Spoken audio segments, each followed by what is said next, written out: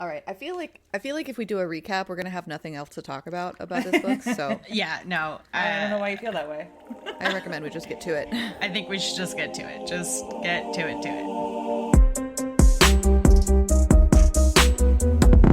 Welcome to Your Safe Space, the podcast your partner, friends, parents, whoever thinks is dirty.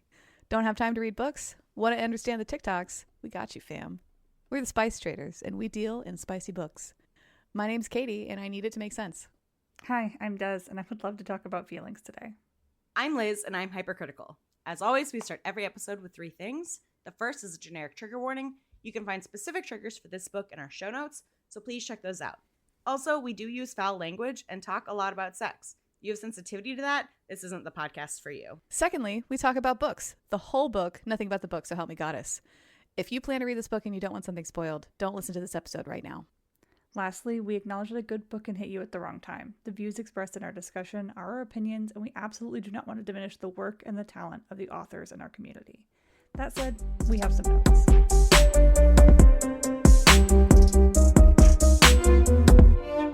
All right, Liz, what are we talking about today?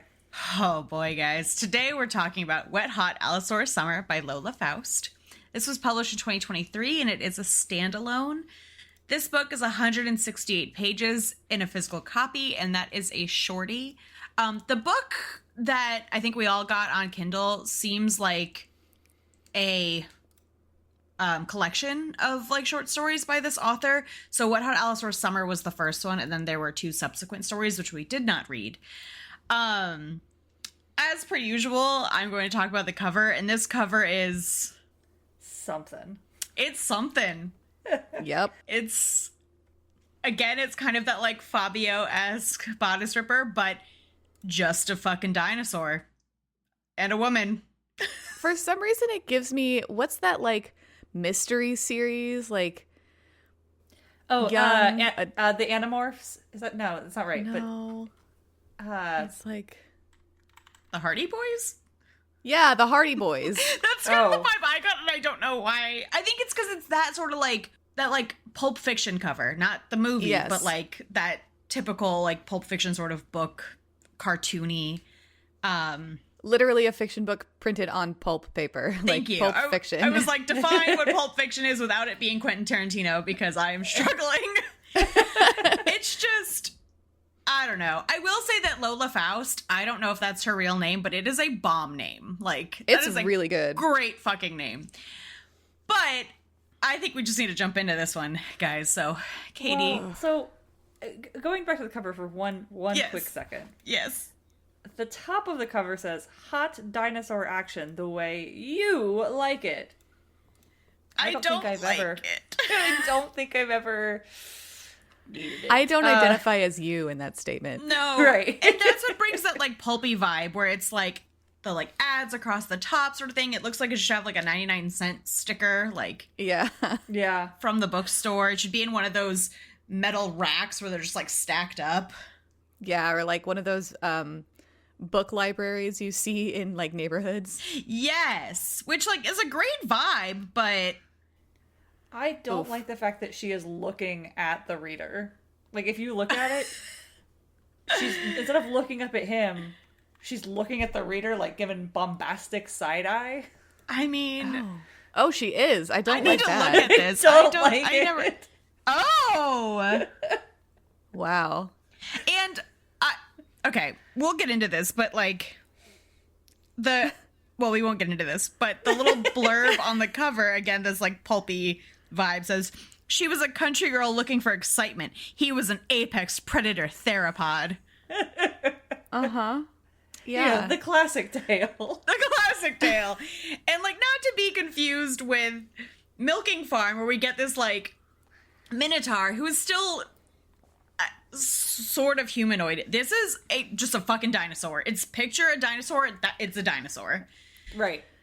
Which was honestly a little bit unclear, and in my mind I could not, so I had to make him a little more humanoid. He was more humanoid in my head too, because I didn't understand their proportions either, because I think an Allosaurus is huge. He has tiny arms. It's a T-Rex, It's right? a T-Rex. So Allosaur Allosaurus is the scientific or like proper term for a T-Rex. So I have a big head and little arms, and I'm just wondering how well thought out this plan was. Like, I'm not convinced that half of these scenes could have happened if he wasn't slightly more humanoid. Right. It's so Anyway. please hold our hands through this terrifying journey, Katie. Okay.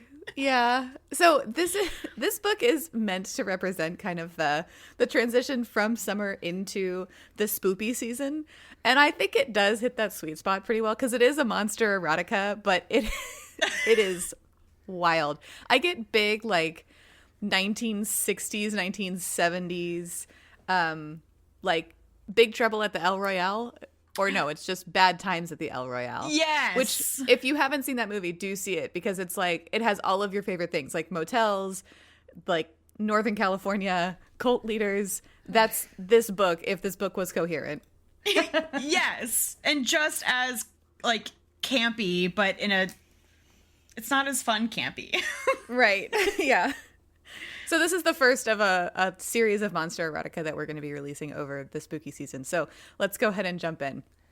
I learned about a new word from the trigger warnings, Oh, yeah? which is the fear of dinosaurs. Oh. It's ornithoscalepidiaphobia. Please look up how to say this word. Because that doesn't mean anything to me. No, I get that. I know ornithology is like birds, so can we talk about I want to call it the cloche, and that's not it. The cloaca? The cloaca, because I think that is relevant. Oh, we'll talk about the cloaca. Oh my god, okay, great. I'm trying to look up how to say this word. It's taking a minute. It's fine. Hold, please. Well, you're looking for that. I do want to talk about the trigger warnings because there's a lot, and they are wild. So we do get some of the like typical triggers like violence or like dubious consent, like that kind of thing. But also we get such pips of triggers like Walmart, North Dakota, Canada. And my note here is, what the fuck have we gotten ourselves into? What? I want to know who needs a trigger warning for such places as North Dakota. South Dakota. Look, I'm just as triggered by Walmart as the next person, but I don't feel like I need a warning for it. No, Walmart's terrifying, but also like all of Canada, all of Canada. Just all of it. Yep. Feathers, All of the Canada, great nation. South Dakota, Walmart, cornfields, cow tipping, barns, pickup trucks, the threat of police violence. Okay, yeah, that one's scary. The rest of these are actually kind of scary, but like that one little section in the middle feels a little Wild. Yep. Yeah. yeah. Ornithophobia. Ornithophobia. That middle section's not getting pronounced at all, though. Ornithophobia. Ornithophobia. It's tough because it's like ornitho and then phobia. Ornithophobia. Yeah. But it's thopho. Yeah, that's tough. thopho. And the there's like a ornithopho. Ornithophobia. Are we not pronouncing the middle part, the scaladia? That's not the right word. Like if you Google fear of dinosaurs, it's just ornithophobia. So that word that you're reading in the triggers, I think that's a different word. I mean, when I Googled that word, that's what came up. Well, ornithoscalidophobia. Okay. It's an irrational fear. Okay. But so is ornithophobia. All right. I could see how there would be a difference between being afraid of dinosaurs in general and being afraid that dinosaurs were going to come back to life and then kill you. That's fair. So, yeah. Okay. Yeah. All right. I don't know that, but this word is ridiculous. Also, English is the worst, so. In these triggers, I also want to point out that we have inaccurate dinosaur anatomy, parentheses, for the sake of the story, and then accurate dinosaur anatomy, parentheses, for the sake of accuracy. What? Love that. Yeah. Which doesn't really matter because we don't get a whole lot of description about the dinosaurs and what they physically look like at all. I mean, we get descriptions that I would rather die than read again of like their feathers and like how they smell, but like just how their legs and arms and torsos and heads fit together. We don't get a whole lot of information around that. My last thing I have to point out is that the last two triggers are venture capital and vegetables. Yeah, so if this is any indication of what the fuck this book is going to be like, welcome aboard. It's pretty accurate. Yeah, so we'll go ahead and get started. We meet Tanis, who is working on a farm. Tanis is a female, and she lives on this farm with her family. It's in Alberta, Canada. Alberta, Canada. It's in Alberta, Canada, and she works somehow close to where dinosaurs are working. But we get this description of her, quote, "Had she grown up in the city around men who were not her family, she might have known she was beautiful," end quote. And that's literally the first thing that I have written down for this book. And I'm like, oh boy, here we go. Here we go. Yeah, I have a very similar note. Also, how old is she? Because she is 17. Okay. Okay. Yep. In the state of Texas, that is a consenting age. Is it? Yeah. It should not be. Shit. I didn't think that was like a state thing. I thought that was a national thing. Yeah. It's per state. Ew. I mean, you have to be 18 to vote, so at least there's that. But she's 17. We digress. She's 17 in this book. She does end up at some point having a birthday and turning 18. Still gross. Don't like it. Anyway, I'm going to tell you some upfront information because I did not write down when we get it, but it's just... I think it'll alleviate some of the questions that you might have about how this actually works. So in this timeline, dinosaurs have been revived and domesticated. Typically, they're used in hard labor situations. So think about mining, think about farming, think about, agricultural things like timber, that kind of thing. They are essentially wired with a device that lets them touch the temple of a human and communicate telepathically. So they don't speak, right? They just make dinosaur sounds. But they've got like kind of this wired device in their hand that allows them to communicate should they wish to. They are semi-intelligent, right? So a little bit more than a dog, not as much as a dolphin kind of area. Mm-hmm. They can be trained, they're domesticated. They don't typically attack humans, that kind of thing. So that's kind of the gist of where we're at. And Tanis is enamored of these dinos. After her farm shifts, she will go up to the roof of the barn and sketch the dinos that she sees kind of in the distance in tons and tons of sketchbooks. She's been watching them from afar since she can remember, basically. And she has to hide this obsession or this hobby from her family, particularly her father, because he thinks that it's unnatural and doesn't like the dinosaurs at all. So on the day that we meet Tanis, she's done her work for the day, and when she's about to turn in and go back to the house, she comes face to face with an Allosaurus. It's in this description that they seem humanoid in some ways because they're described as having chests and feather dews and hips. So I don't know if this is the inaccurate descriptions of dinosaurs coming into play or if she's just describing accurate parts of a dinosaur and I'm interpreting them differently. But it's also like his feather dew was coiffed in a sexy hip honky-tonk curl. So I'm picturing a dinosaur with like Elvis hair made out of feathers. Yeah. Okay, great. So, okay, Awesome. I have a question for you guys. I don't think we've ever had this particular conversation in our years of friendship.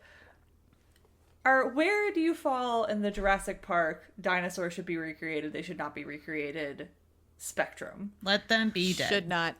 Okay, good. I am on the same side of that spectrum.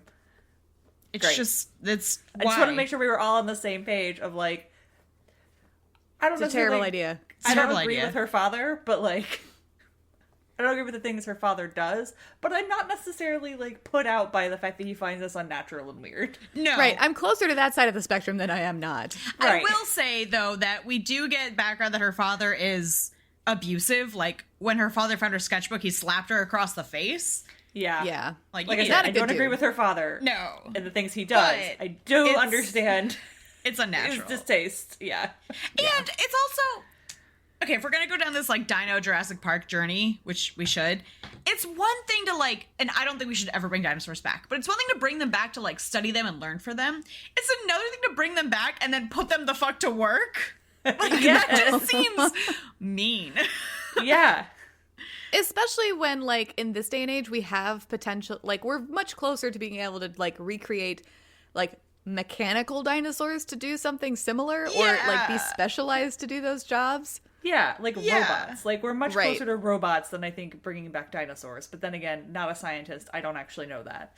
And Not a scientist, not in manufacturing. I don't know what I'm talking about. Yeah, actually, and like we can get into the ethics of robots, which I'm not going to, but like it just seems better to put robots to work than like bring back an extinct species and then make them work in the salt mines. Right. Especially a semi-intelligent one. Yeah. But also just like having so many more apex predators running around the planet just seems like a recipe for bad luck. Like if we were going to bring back dinosaurs, they should be herbivores, but also we don't have enough trees for ourselves, so maybe don't do that either. Right. Yeah. Let sleeping dogs lie. Right. Sleeping dinos lie. Let the sleeping Sleeping dinos die. Sorry, guys. So she meets this man and... No, sorry. Not a man. She meets this dino. Dino boy. Important clarification. Yeah. And Sure I don't know if it's... I think it is in this first scene when we get a description of what he smells like. And this just makes me want to die because he's described as having a fishy floral scent. Ugh. No. It Pass. goes. That's so gross. It Yeah. sounds so gross. Yep. There's nothing about this situation that I am into. So we're just No. going to get through this. Fortunately, I only have 4 pages of notes for this one. So they're standing there face to face in this dark barn, and this dinosaur reaches out and touches Tanis's temple to communicate, and he tells her that he's been watching her too. So not only has he recognized that she's been watching him / his kind, but he's like, I've been watching you as well. Who decided that to communicate we're gonna touch your temple? Because I'm not letting a T-Rex reach toward my face. Yeah, no. Just I mean, if that's the one bit of like where your willful suspension of disbelief ends in this book, okay, it's not. You're right. I feel like it's fine. It's just so scary. Okay, but this is also where I want to bring up something, and maybe it's different in like a published book, but in the Kindle version, the thoughts are not broken out or delineated as dialogue. Yeah. And that makes it very cumbersome to read. It just is text. And so, like, if you're trying to, like, read through dialogue, you're not going to get that here, really. Were they italicized? I don't remember. No. Oh, great. I'm looking at I've Watched You Too, Tanis, and it's just text. Block text. Yeah. Should at least be italicized. Yeah. At least a new paragraph. Right, because that's how communication goes when you write it in a book. It is a new paragraph. Okay. Okay. I don't feel like that's always the case, though, because I remember particularly the most recent part of this book that I read, which was the end. They were communicating, and it was just in line. I was like, we're suddenly first person again? I don't understand. Yeah, I do think there were some, like, weird tense shifts or perspective shifts that, like, shouldn't have happened. I don't know. I feel like Yeah. those things, like, while frustrating, are the least of my concerns with this book. Yes, I will agree with that. So, Duder makes a move on Tanis, and he licks behind her ear with his weird reptile tongue. And she likes it. She's into it. She thinks about where else he might lick. Yeah. No. But then the moment is ended because her father finds them and threatens the dinosaur with a shotgun. As her father fires, Tanis jumps in front of the dino and the shot clips her in the shoulder. Although I wrote clips. I don't think that's actually true. It hits her square in the shoulder. Yeah, it's kind of like her dad saw her move and then still fired, like, a full-on shot. Yeah, exactly. Because she's not superhuman. Like, No, like, she's just a girl. yeah. The Allosaurus goes to kill Tanis's father, but she begs him not to. So instead, he picks her up and they flee. And this is the first time that he will do this, but they do it a lot where they're traveling and he's essentially carrying her with his tiny T-Rex arms. And I don't know how that works. And the thing is, like, I don't know how strong they are, right? Like, are they strong enough to do that for long? Like, I know they're small, but are they strong? I don't. They look like chicken wings They in do look like chicken wings. The Land Before Time. So I have questions. Right. Even on the cover, it's like these little, I mean, there's claws, so like she's just like hooked there. If his arms just don't move and she's just like on top, maybe you don't need muscles. Yeah. I don't know. So they're running. They go for miles, and they've kind of outdistanced her father, and they feel like they're in relative safety. And it's here that they pause, and she asks him what to call him. And he says, quote, "We don't really have names, but you can call me Big Al," end quote. Why not just Al? And, like, what do you call each other? Like, are you... Why... Big Al. Big Al! No. Okay, so, all right. Okay. So if you didn't have names, right? You didn't have names. And someone asked you, what do I call you? I don't think you would have an answer readily available. Unless you've watched, like, movies or something, and you see one with, like, a superhero named Big Al, and you're like, that's a cool name. Well, and Al is clearly just like, I'm an Allosaurus. Oh, I didn't get that. Oh, that's what such Al an is. idiot. It's Yeah. just like Al-osaurus. But, like, why we gotta put big? Is it because Why can't it just be Al? I don't know. Big cock. Do they Big have cock. cocks? Cock I Al. don't know. Big cock Al. They do have a big cock. Anyway, I hated this in particular because my stepfather, like, the entirety of the time that I've known him, will use Big Al as a name at, like, restaurants. Ew. Like, yeah. Oh, God. I didn't know that. Yeah. Oh. So this was triggering. Oh, no. Oh, God. Yeah. So they've stopped, and he tells her Big Al, right? And so they have sex Why? in this field while she's injured. And I have many questions about this. We don't get a whole lot of details about how, except he does seem to have a penis, but I don't know how she's enjoying anything because her arm has been shot. Yeah. Okay. Also, she says this thing, and this is again where the anatomy piece comes in, where she says, Tanis had never been naked in front of a man before. Never mind a man dinosaur. And I don't know if she's saying, like, a male dinosaur, or like, is this a dinosaur man amalgamation? I had to make it the latter in my head in order to get through this book. Yeah, because even just like... His tongue ran down from her injured shoulder down to her hip. Get away from my shoulder, my dude. I'm No, injured. because he likes it. He likes her shoulder so much No. that afterwards she realizes somehow that her arm is, there's no saving it. So he tells her that he's hungry, and so she gives him her arm like a snack or some shit, and he eats it. Okay, I have to just like read some of this because they finish having sex and he goes, I am so hungry. Go on, Tanis whispered. You can trust me. I love the taste of your blood. His eyes went shy as he said that. She felt his vulnerability. And then it goes, she knew what to do. She offered her injured arm to his hunger and felt the hot pain of his love as he devoured the whole thing. Oh. Biting my arm off is not love. No. Because even if you were shot and like the nerves and everything was severed, you would have to rip the bone out of the socket, right? Like that's still going to be painful, girl. He has to go crump on it. And she talks about the crunching noises that Yes, and she's turned on by it. Also, like, at one point he just, like, picks her, I don't know if it's in this sex scene or later one, but at some point he picks her up and sets her on his dick. Every time. That's how they have sex every time. He's just like, don't, boop. one, I don't believe that the arms could do that. Two, we should talk about the cloaca. the cloaca. Yes. In what context were we talking about cloacas if it wasn't for this book? It was this book. We just hadn't Okay. started it yet, and we were like, do dinosaurs have dicks? They're like birds, so like how do birds have sex? Yeah. And birds Yeah, have sex. and then Des, you said that thing about fertilizing eggs.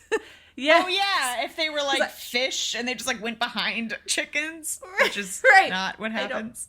No, I just didn't understand. I'm like, how do the eggs get fertilized? The same now- way Cloaca yours sex. do. Non-penetrative Cloaca sex. smushing of cloacas. Which is Yeah. Yeah. yeah, if you're curious, look up cloacas. And if you're not, please don't. If you're curious and squeamish, don't. But that's essentially the sex organ and the back end of like birds, right? So dinosaurs Are predicted to have ostensibly had that too. this. Right. Which is why he has to be at least part humanoid, because he's got a dick. He's not just mushing their cloaca together, right? Also, like she that doesn't wouldn't feel have good a for her. cloaca. Yeah. But the whole, like... It's like scissoring. Yep. Yeah. So, I just have a hard time with their sex scenes in general, because I just picture this, like... If you're picturing a dinosaur, right? I picture this really cartoonish T-Rex, and they have, like, those rounded legs, they're like knee section, and if he's like sitting on his butt and he's got these like knees, and then he just like squishes her in between there on his dick, I'm just like, what? For me, Where do her legs go? For me, my problem is not just that. Like, yes, that is problematic. For me, my problem is, like, I think about him having a dick and then having to, like, run across fields with just his dick just smacking into, like, corn and shit. What book did we read? Why did I think it was this one? Where, like, it must have been a different one. Where, like, it, like, split and his dick came out. Oh, that was, Dragon's Shape Bride. of Water. Oh, okay. Yeah, also The Shape of Water. Also The Shape of Water. But Dragon's Bride, I was sort of picturing that situation where, like, it wasn't just flopping out all the time, because that seems dangerous. Yeah. I need it to be like that, because otherwise there's nothing for me in this book. In the comedic relief alone, it would be worth it. Yes. Yes, okay, that's fair. That's fair. So they decide to run away together, and Big Al tells Tanis about a human dino compound in Colorado where they can be free. So they travel on foot only, and they stop only to have sex. So they go from Alberta to Colorado on foot. That way. How fast does he run? Also, I'm sorry, I have so many quotes for this book because there are just some, like, wild references. Like, I don't know when it is. I think it's in this chapter. But they're running through a cornfield, and the line is, green sheathed ears of corn bulged out from the stalks like hard, uncircumcised penises. What the fuck kind of imagery is that?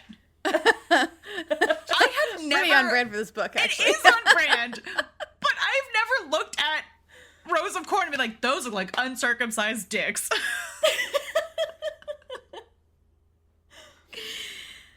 Also, we got trigger warnings for Canada and South Dakota, but not Colorado. No, Colorado's a safe zone, obviously.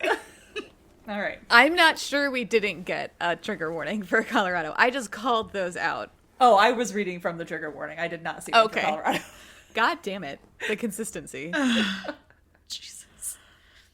So they're walking and sexing, and then they finally get to the compound. But immediately upon arrival, they're met by a woman whom Big Al immediately, like, snatches up and goes into the bushes to have sex with. It just, like, leaves Tanis. And Tanis is like, wait, what? Heartbroken. Instantly heartbroken. One, okay, I guess if you're running from Alberta to Colorado, you've probably been together for a couple of weeks. Right? Yeah.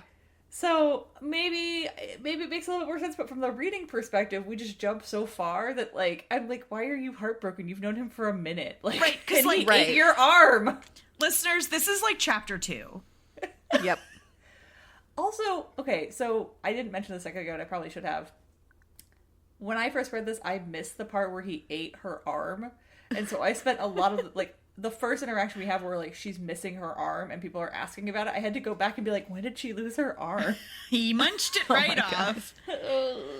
Oh, we should have said that when he munched it off, he, like, plucked some of his feathers to, like, make a bandage. And we get the one-line fixer that dino feathers they act kind of like skin grafts. So her arm is, like, healing that way, I guess. Sure. It's not a problem. I had one other thing that I had to point out, and they're like, before we get what happens more at the compound, they're having sex, and the line is, he folded her over forward like his own savory little tortilla. Someone called me a savory little tortilla, I fucking dare you. Liz, you're my savory little tortilla. I I like it when it's us. If you're railing me, don't call me a savory little tortilla. No! So Tanis is heartbroken, and she's taken into a building by another human woman who proceeds to sexually assault Tanis. But Tanis is like, I guess, kind of into it. And then this other female dino comes in and joins in. So then it's a 3-female orgy. And Tanis is just kind of participating. But then she has this thought that she still misses Big Al and feels betrayed. And like she's betraying him. Right. But she's basically like, she's having correct thoughts here, which I appreciated. Like, I can't believe I left my home and came here and I've been so stupid. Like, what the fuck was I thinking? Like, I'm in big trouble.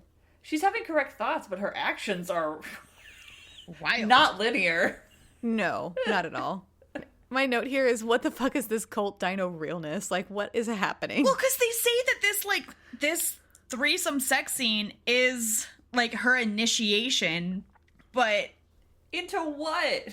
that's the question. I don't know. I don't know. It also seems really quick to be like, oh, you knocked on my door, let's initiate you. Right. She didn't even knock at the door. She just showed up. That's like, true. She was like standing in a field while her boyfriend Dino just like railed some other redhead in the woods. Well, so the Yeah. thing is, like, when the woman walks out and she sees this, so the woman who is running the compound, or I actually don't know that. A woman from the compound walks out, sees that Big Al, runs away. She's like, that happens a lot here. What? And Dennis is like, I'm sorry, what? And then, like, she leads her inside, and they start having sex, and it's like, how did we get here? I have Yep. like 9,000 follow-up questions Right. Yeah. before we get to anything close to sex. Correct. So Tanis wakes up, and I think it's the next day. Unclear. Sure. But she's alone, and she realizes that there's like a hubbub happening outside, so she goes to watch. She sees 2 dino men and a human woman that are about to do a quote joining, which seems like some kind of formal ceremony in this cult, which just ultimately is a public sex act. And then they leave the stage, I guess. We truly get no information about what is happening. No. But then another joining starts to happen, and this one includes Big Al, the woman that he ran away with to have sex in the bushes, and then another male dino. But somehow Big Al is able to communicate with Tanis before and apologizes, telling her that he didn't know that she wanted to be exclusive. And she can feel also how disappointed he was with the other woman as well, because she's like older than a teenager and Oh my God. not as fleshy, I guess. Not as like supple. This book is trash.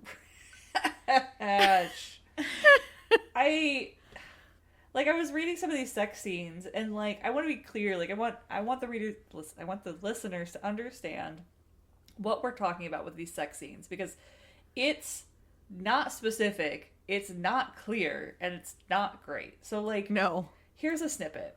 They moved as one, humans and dinosaurs, licking and stroking, tongues fluttering and rolling and tasting. Tanis had never been with a woman before, and she'd never really had the desire. But this woman tasted sharp and delicious, her juices flowing over Tanis's cheeks like excellent wine as she licked and sucked. Licked and sucked what?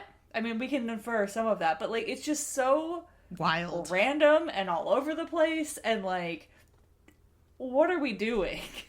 Yep. Yep. Yep. So, Tanis is ready to take Big Al back, and she's like nearing the threesome, and somebody warns her, "Stay back, this isn't your joining." But Big Al basically hisses at them and again snatches Tanis up in his little dino arms, and they flee. What was that? Why do they flee? This seems like a pretty free love cult. I don't know why they couldn't have just stayed there. Right. Or just like have a conversation. I don't know. So they run and they get to a cornfield. I don't know what state they're in. I don't know what direction they ran. I don't care. Truly doesn't even matter. They could be in Colorado. They could be literally anywhere else. But in this cornfield, Tanis apologizes for being with the two women and asks Big Al if he'll forgive her, which... Gag me. Why? You did it first. Right. Right. I just... That part really bothered me. Like, why is she asking for forgiveness? She did nothing wrong. He abandoned her. Like, Right. what is what is happening? Yep. And so he forgives her and also asks for her forgiveness, and then they have sex in the cornfield. And here's a new turn of phrase. Quote, Big Al's cylinder of love. Oh. Cylinder of love. No wonder she thinks corn is dicks. Let's play a love game. Play a love game. Get right on my disco stick. Yeah. Ay. Okay, so they have sex and then they just sleep in this cornfield, but in the morning they're discovered by some... Hicks? I don't want to say hillbilly. I feel like I'm going to get in trouble. Yeah, but... some country folk. Country folk, yeah. Some country farmers. There we go. Yes. And they shoot Big Al and take Tanis and lock her in a bedroom back at the farmhouse. Their intention is to, like, steal her dinosaur and make him work on the farm. And their intention with her is obvious. Which is to use her and for their pleasure. And that's gross. And I don't like it. And I don't understand why we're here. Again, what is happening? I don't know. And this is happening so fast. Like, this is like chapter 3. It's like we're here, and then we're here, and then we're here, and then we're here. Yeah. Yep. Mm-hmm. Yeah. I mean, granted, this is a very short book, but still. True. But a lot happens that, like, none of it needed to happen. No. We've read, okay, a great example is like Morning Glory Milking Farm was what, 193? Yes. This was 168. Like, the difference of 20 pages does not, like, the quality of the book is completely different. These two things Yeah. are very different. Yes. Frenetic is how I would describe this book. Yes, Yeah. that's a good word for it. Yeah. So there's some back and forth here, but ultimately Tanis sets this farmhouse on fire and escapes through the window of the bedroom that she's locked in. And she drives the truck from the farmhouse back to, like, where they left Big Al and finds him. And so he hops in and they drive off into the sunset. I don't think any of the farmers died. No, I don't think they died No. either. But it's also confusing because, like,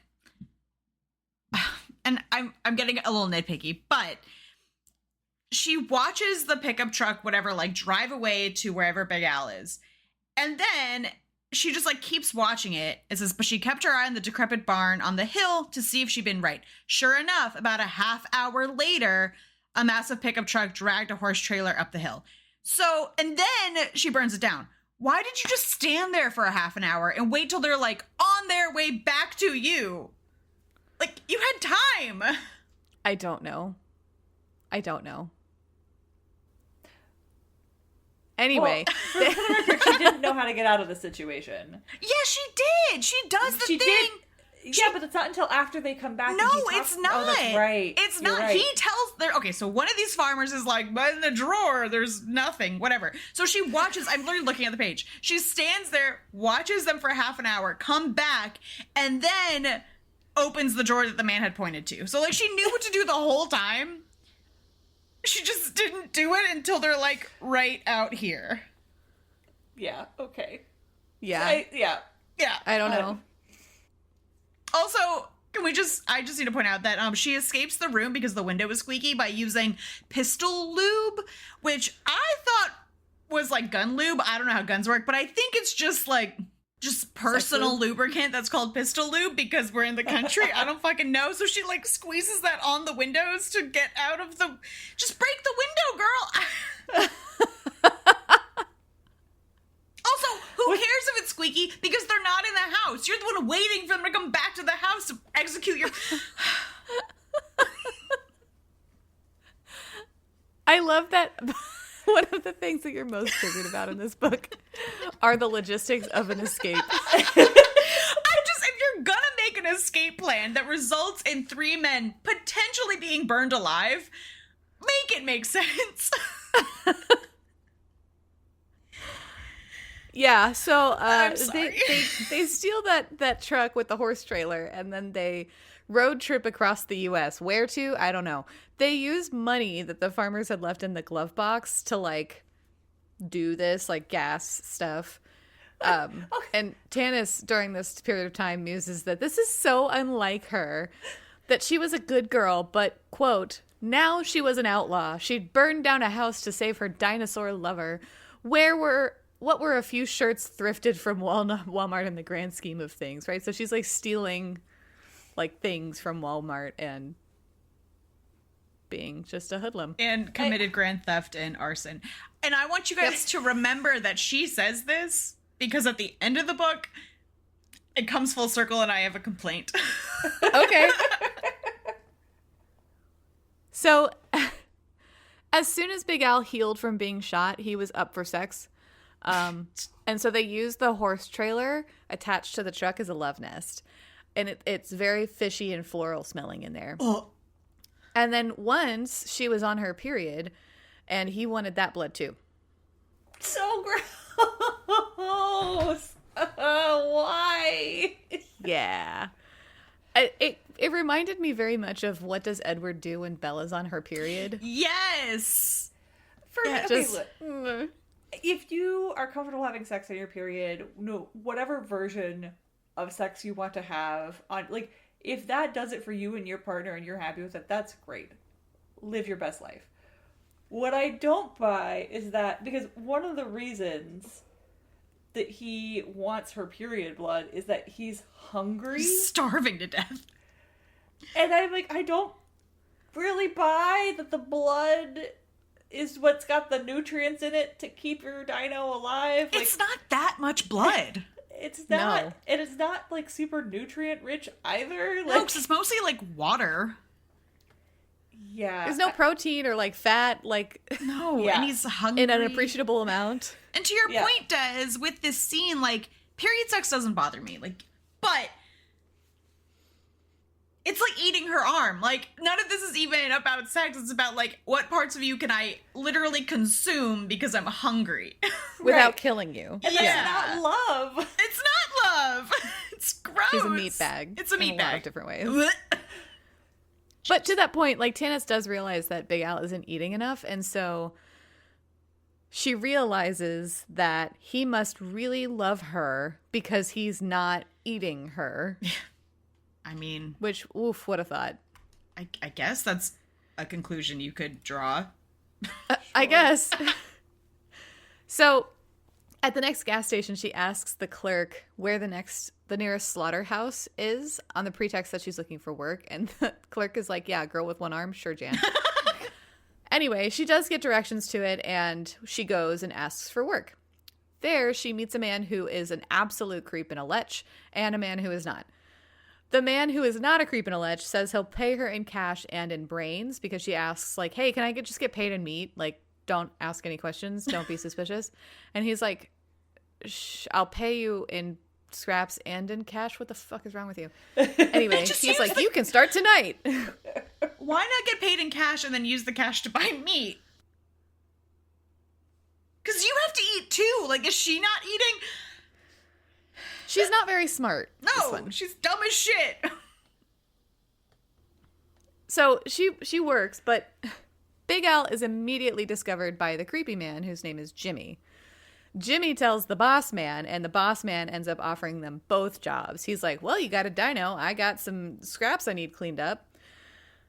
And Big Al is really good at this. He extricates and eats the brains better than like traditional human slaughterhouse worker. And Tanis works in the office.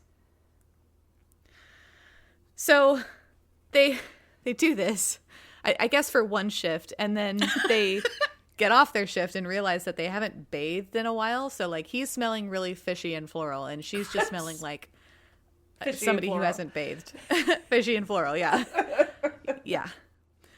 So they go out, like, they're still parked in the parking lot of the slaughterhouse, but they like walk down this dirt road and they find an old abandoned farmhouse with a creek in the back, and they follow that creek up to a source, which ends up being a spring, and then they go for a swim. On this journey, Tanis ruminates how lucky she is to have Big Al with her, how she wants no one other than her dino lover. So they get out of the water and they have sex on a rock. And in this scene, he like pricks her skin with his claws and then also tears her between her legs as they have sex. And she muses that she doesn't mind this because it'll just be more blood for him to lick.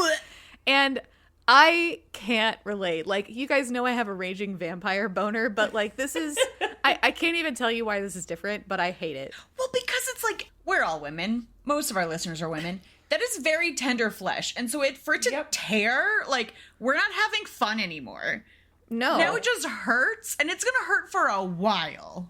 And if you're into pain, like, if pain is your kink, great. Good for you. But again, this is not from, like, a sexual pleasure. Like, no part of this is like, ooh, I like when it hurts. Like, that feels good to me. It's like, this is good for my partner to take from me so he'll have more blood. Like, no, that's not cute. That's not sexy. Get out of here. Get out of here. Get out of and here I with think that. to your point, like, I don't know. It is kind of the thing with vampires, like they need blood to survive, but it's not about Pain. an equal distribution of pleasure. Right. There's no conversation about it, like nothing. Which I think is one of the reasons we hated Dark Prince, because Dark Prince was not a conversation about anything. No. Absolutely not. Jesus. In this scene, I have a couple of things to say. One of them, I pulled out this quote for everybody to enjoy because I couldn't unsee it. Quote, crazed now with bloodlust and sex, he pounded into her harder and faster as if making her into mochi. What the fuck are we reading? What a reference. And then this is where I've tracked that the book has committed the cardinal sins of using juices and spurt. Okay, I have to read the line that includes spurt because I literally laughed out loud. Like, I started choking because it was just so, I couldn't unsee it. A hot jet of fluid spurted into Tanis like a fire hose, nearly sending her flying. Also, they've had sex before. Has he not ejaculated in her before? Why is this the first time we're hearing it? That this scum is like a fire hose. I picture, like, you know those jetpacks you can wear at the ocean and you can like fly up. Yeah. That's what I picture happening, but like in her body, she just like yeets into the sky. Wow. I couldn't handle Yeah. that. I could not. It's lines like that too where like it's very clear that I don't think even the author is taking this book seriously, which makes me happy, but Jesus Christ. So Tanis is happy with this arrangement. Great. And then one night they're preparing for their night shifts when they hear sirens. They go outside, she goes outside, and Tanis realizes that her father is there with the police looking for her.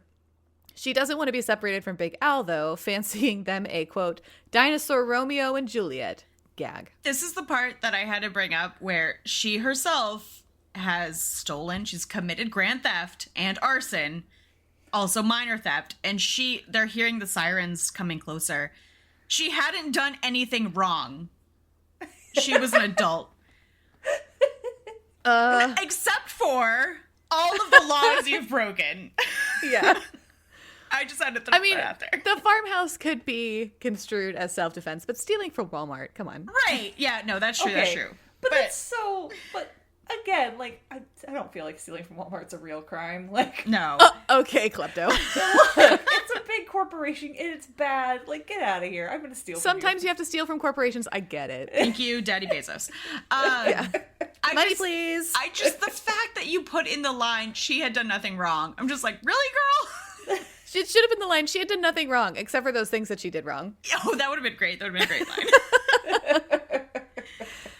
So, Tanis fancies them the dinosaur Romeo and Juliet. Jesus. But I do Wait, you have appreciate... to say the line. So, I do appreciate that Big Al literally says to her, ruminating about being dinosaur Romeo and Juliet, quote, It wasn't a love story. It was a tragedy about two teenagers making stupid decisions. We don't want to emulate it. And I'm like, since when does Big Al read Shakespeare? It understands, like, that this is not okay. What the fuck? Also, you are a bunch of teenagers making bad decisions. What the fuck? Well, so this when Tannis thinks herself Romeo and Juliet, she says dinosaur and Juliet. No, it's Dinosaur Romeo. Oh, dinosaur Romeo. Okay. Yeah. I've definitely read that wrong. But it is one word. Dinosaurmo. Dinosaur Romeo. Yeah, dinosaur, no hyphen, Dinosaur Romeo. Dinosaurmo. Dinosaurmo. You could read it that way. I mean, you're not wrong. Dinosaurmo. That's like the Latin Romeo and Juliet. Dinosaurmo. Dinosaurmo. Oh. Oh my god. Anyway, Jimmy's there too, the lech from the slaughterhouse, and Jimmy has helped her father find them, it seems, and there are also 4 cops who have their weapons drawn and pointed toward the trailer where Big Al and Tannis are. The story that her dad has told the police is that Big Al attacked and stole his daughter, tore her arm off, etc.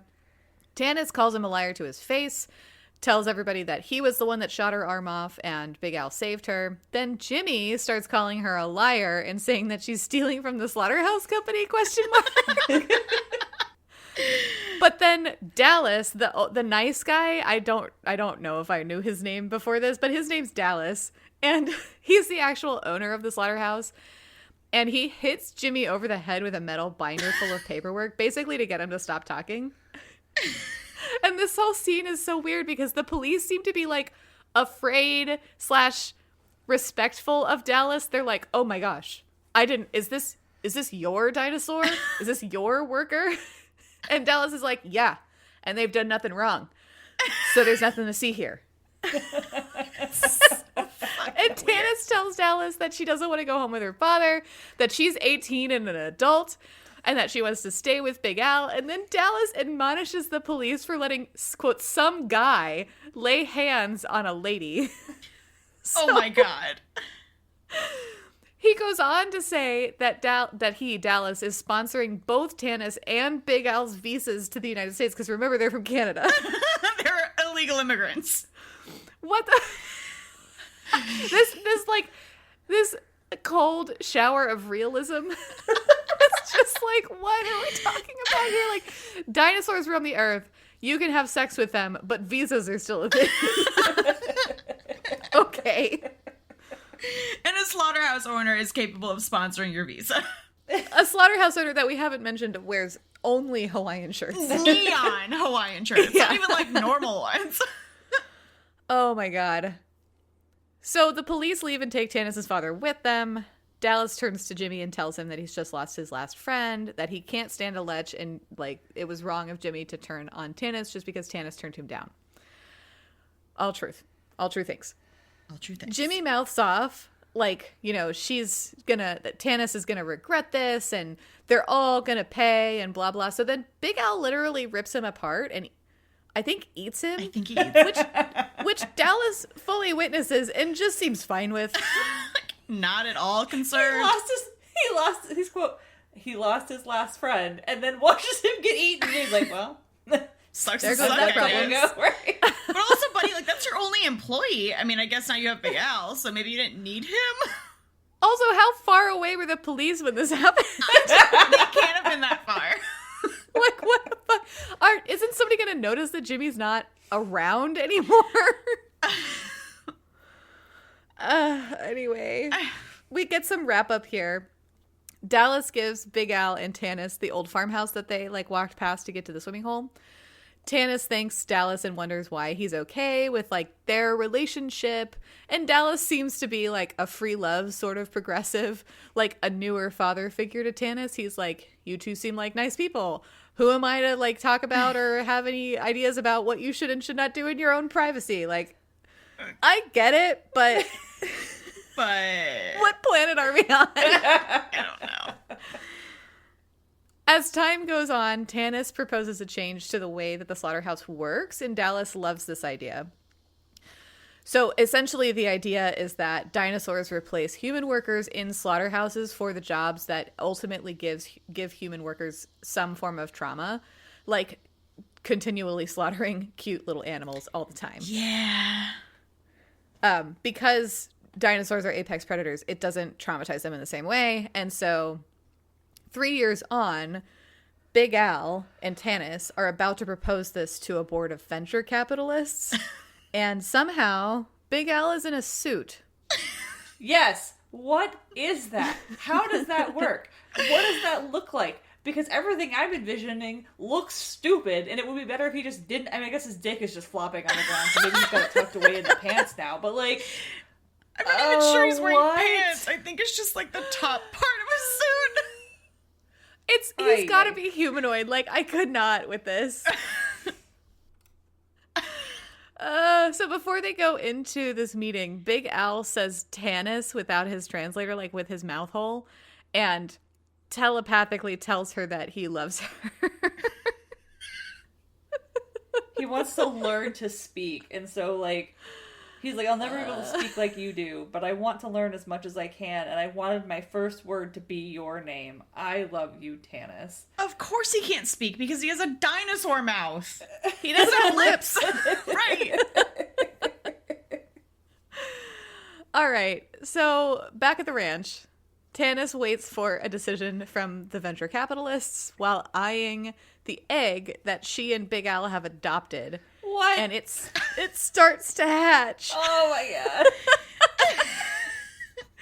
Just as it starts to hatch, the VC sends an email to Tanis saying, yes, we're going to give you $35 million to fund this new project and roll out this plan of dinos in slaughterhouses across the country.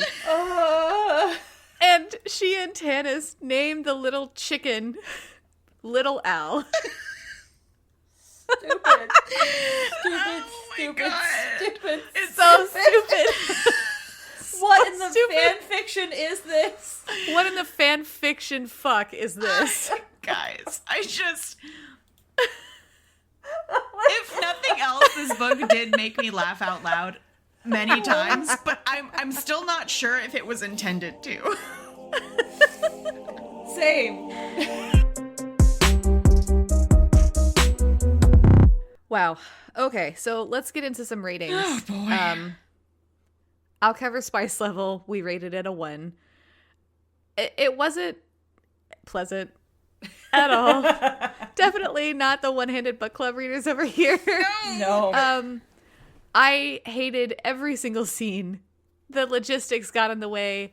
There was zero emotional intimacy, and it turns out I am not into dinosaurs like that. So, Turns out.